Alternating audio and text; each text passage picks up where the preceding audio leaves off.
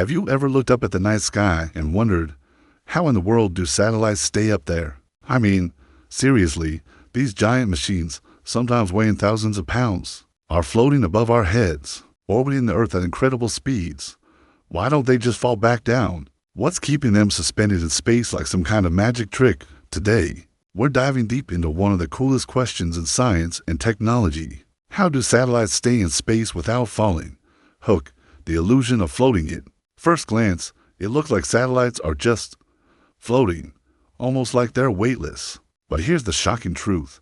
Satellites are constantly falling toward Earth. Yes, you heard that right. They are falling. And here's the twist.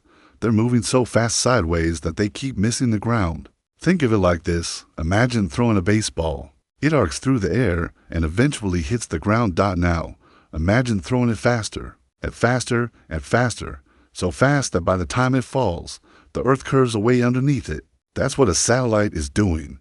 It's in a continuous free fall around Earth. The speed that defies gravity. So how fast are we talking? For satellites in low Earth orbit, like the International Space Station, they're moving at roughly 28,000 kilometers per hour.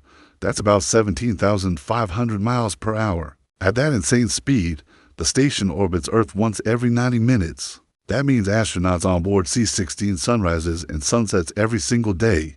Without that speed, gravity would yank the satellite straight down.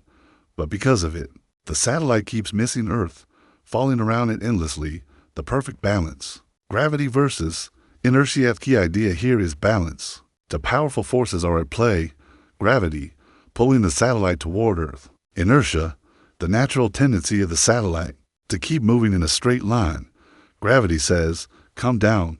Inertia says, no, I'm moving forward. The result, a stable orbit. This balance was first explained by Sir Isaac Newton back in the 1600s. In fact, Newton imagined this exact scenario in what's called his cannonball thought experiment. Picture standing on a mountain so tall that when you fire a cannonball, it just keeps going and never comes back down. That's orbit. Satellites are basically giant cannonballs, except way more useful. Different orbits, different purpose. All satellites are at the same height or speed. Their orbit depends on their mission. Low Earth orbit, LEO, about 200 to 2,000 kilometers above Earth. Perfect for weather satellites, imaging satellites, and the ISS. They move super fast and can capture incredible detail of Earth's surface. Medium Earth orbit, MEO, around 20,000 kilometers high. This is where GPS satellites live. Thanks to this orbit, your phone can pinpoint your location within a few meters. Geostationary orbit, GEO, a whopping 35,786 kilometers above Earth. Satellites here orbit once every 24 hours, the same rate that Earth rotates. The result? They appear to hover over one spot on the planet. That's why your satellite TV dish doesn't have to move. The satellite never drifts from its position in the sky. Each orbit is like a racetrack, carefully chosen so satellites can do their job effectively. Why don't satellites just fly away? Now, here's another puzzle. If satellites are moving so fast, why don't they just shoot off into space? The answer is gravity again. Earth's gravity extends far beyond the atmosphere. Even the moon, nearly 400,000 kilometers away, is trapped in Earth's gravitational grip. For a satellite to truly escape Earth, it would need to reach escape velocity, about 40,000 kilometers per hour. Most satellites never go that fast. They don't need to. They're designed to stay bound to Earth's orbit. The role of the atmosphere, of course, is not always perfect. Satellites in low Earth orbit eventually feel tiny traces of Earth's atmosphere, even hundreds of kilometers above the surface. That thin drag slows them down, little by little. Without corrections, they would spiral downward and burn up in the atmosphere. That's why satellites often have small thrusters, little engines to nudge them back into the right orbit. For the ISS, astronauts periodically fire booster rockets to keep it from sinking closer to Earth. Real-life example. The International Space Station. Let's talk more about the ISS, because it's one of the best examples we have. Height, about 400 kilometers above Earth. Speed, 28,000 kilometers per hour. Orbit time, 90 minutes. Now, here's the cool part. Inside the ISS, astronauts feel weightless. Why? Because they're falling to the station and everything inside it. The astronauts, their tools, even a floating droplet of water, are all in free fall together.